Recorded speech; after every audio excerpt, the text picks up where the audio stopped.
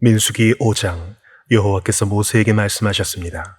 이스라엘 백성들에게 명령해서 나병 환자나 유출병이 있는 사람이나 시체로 인해 부정하게 된 사람을 모두 진 밖으로 내보내게 하여라. 남자든 여자든 가리지 말고 내보내라. 그들을 진 밖으로 내보내라. 그래서 내가 그들과 함께한 진을 더럽히지 않게 하여라. 이스라엘 백성들은 그렇게 했습니다. 그들이 그런 사람들을 진 밖으로 내보냈습니다. 여호와께서 모세에게 명하신 대로 이스라엘 자손들이 했습니다. 여호와께서 모세에게 말씀하셨습니다. 이스라엘 자손에게 말하여라.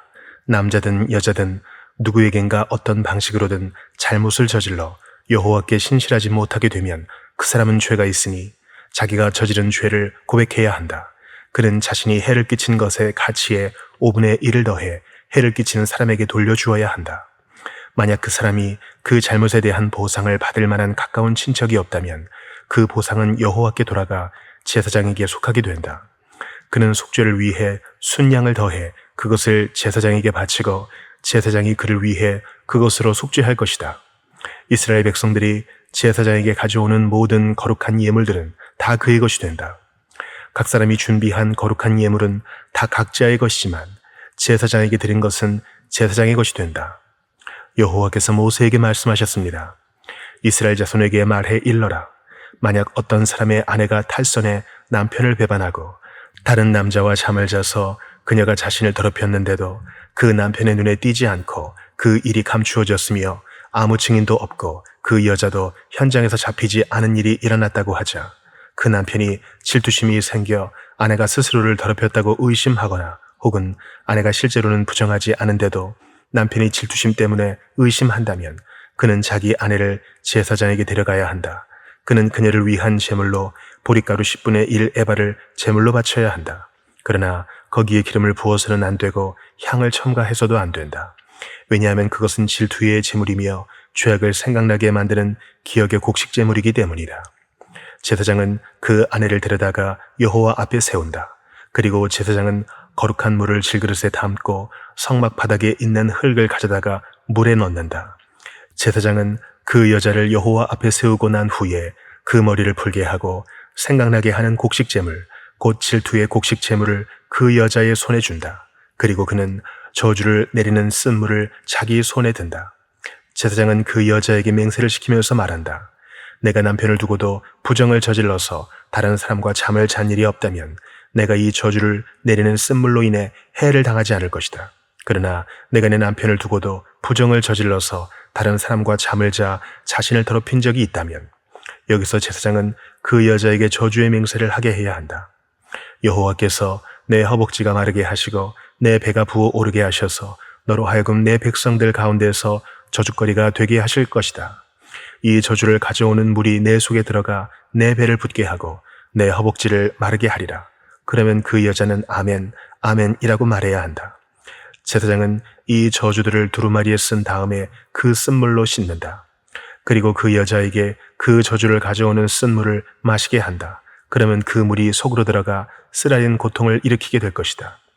제사장은 그 여자에게서 질투의 곡식 제물을 받아서 여호와 앞에서 흔들고 제단으로 가져간다. 제사장은 그 곡식 제물로부터 그 여자의 기억을 위해 한 움큼을 가져다가 제단에서 태우고 나서 그 여자가 그 쓴물을 마시게 한다. 그가 그 여자에게 마시게 했을 때 만약 그 여자가 자기 남편을 배반하고 자신을 더럽혔다면 그 저주를 가져오는 물이 속에서 쓰라린 고통을 일으킬 것이며 배가 붓고 허벅지가 마르게 될 것이며 그 여자는 자기의 백성들 가운데에서 저주거리가 될 것이다. 그러나 만약 그 여자가 스스로를 더럽힌 적이 없고 정결하면 아무런 해를 입지 않을 것이며 아이를 가질 수 있게 될 것이다.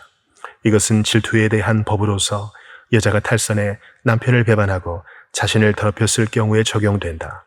혹은 남자가 질투심이 일어 자기 아내를 의심할 때에 적용된다. 제사장은 그 여자를 여호와 앞에 세우고 이 법을 모두 시행해야 한다.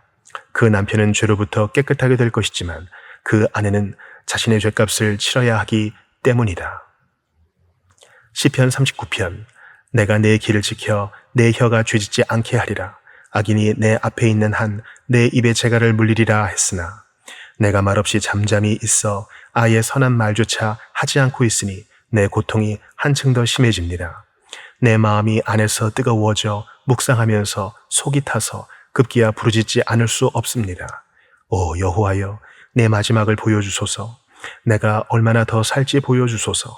내 인생이 얼마나 덧없는지 알려주소서.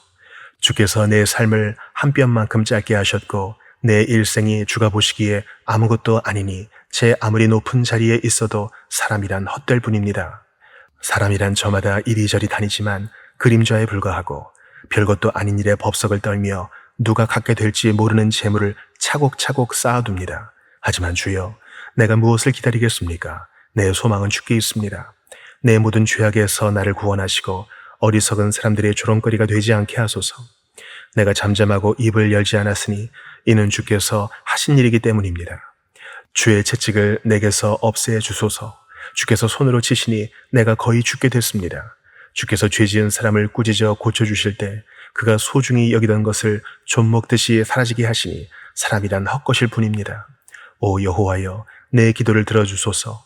부르짖는 내 소리에 귀 기울이소서. 내 눈물을 보시고 가만히 계시지 마소서. 내 모든 조상들이 그랬듯이 나도 이방 사람이 되고 나그네가 돼서 주와 함께할 수밖에 없습니다. 내게 눈길을 돌려주소서. 그래서 내가 떠나 없어지기 전에 내 기력을 되찾게 해 주소서. 아가 3장. 밤마다 나는 내 침상에서 내 마음 깊이 사랑하는 그분을 찾습니다. 그러나 그분을 찾을 수 없네요.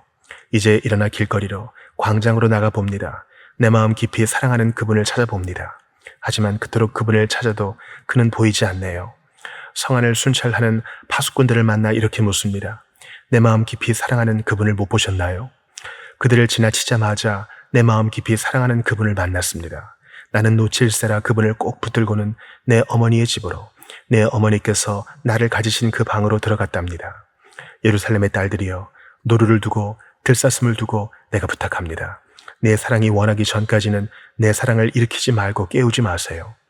연기가 기둥처럼 올라가듯이 상인들이 가져온 모든 향품들로 만든 몰약과 유향의 향기를 흩날리며 저 거친 들에서 올라오는 이 사람은 누구입니까?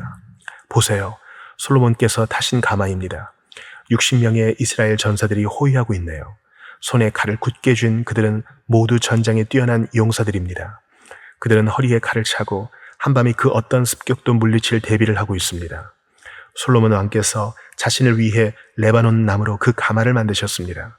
그 기둥은 은으로, 바닥은 금으로 만들어졌고 자리에는 자줏빛 덮개가 깔렸습니다.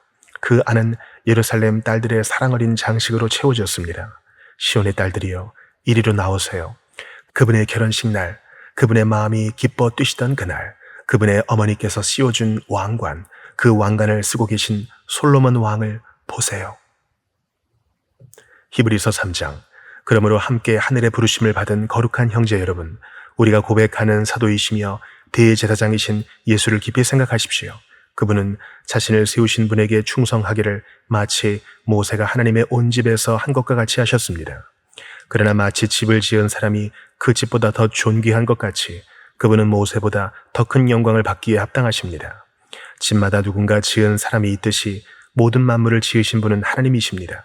또한 모세는 장차 하나님께서 말씀하실 것을 증언하기 위해 하나님의 온 집에서 종으로 충성했습니다. 그러나 그리스도께서는 하나님의 집에서 아들로서 충성하셨습니다. 우리가 소망에 대한 확신과 긍지를 굳게 잡으면 우리는 곧 그분의 가족입니다. 그러므로 성령께서 이렇게 말씀하셨습니다.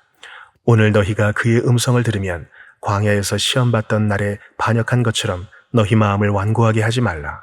너희 조상들이 거기서 40년 동안 나를 불신해 시험했다. 또한 내가 행한 일들을 보았다. 그러므로 내가 진노해 그 세대를 향해 말했다. 그들은 항상 마음이 미혹돼 내 길들을 알지 못했다. 내가 진노해 맹세한 것처럼 그들은 결코 내 안식에 들어오지 못할 것이다. 형제 여러분, 여러분 가운데 누구든지 살아계신 하나님을 떠나려는 악한 불신의 마음을 품지 않도록 조심하십시오. 도리어 아직 오늘이라 일컬을 수 있는 그날에 여러분 가운데 누구라도 죄의 속임수로 완고해지지 않도록 서로를 격려하십시오. 이는 우리가 처음에 확신한 것을 끝까지 굳게 잡으면 그리스도와 함께 나누는 사람들이 되기 때문입니다. 오늘 너희가 그의 음성을 들으면 광야에서 시험 받던 날에 반역한 것처럼 너희 마음을 완고하게 하지 말라라고 말씀하실 때 듣고도 반역한 사람들이 누구였습니까? 모세를 통해 이집트에서 나온 모든 사람들이 아닙니까? 또 하나님께서 40년 동안 누구에게 진노하셨습니까? 죄를 저지르고 시체가 돼 광야에 쓰러진 사람들에게 아닙니까? 또한 하나님께서 누구에게 그분의 안식에 들어가지 못할 것이라고 맹세하셨습니까? 불순종한 사람들이 아니고 누구입니까? 이로써 우리는 그들의 불신앙 때문에 들어갈 수 없었던 것을 봅니다.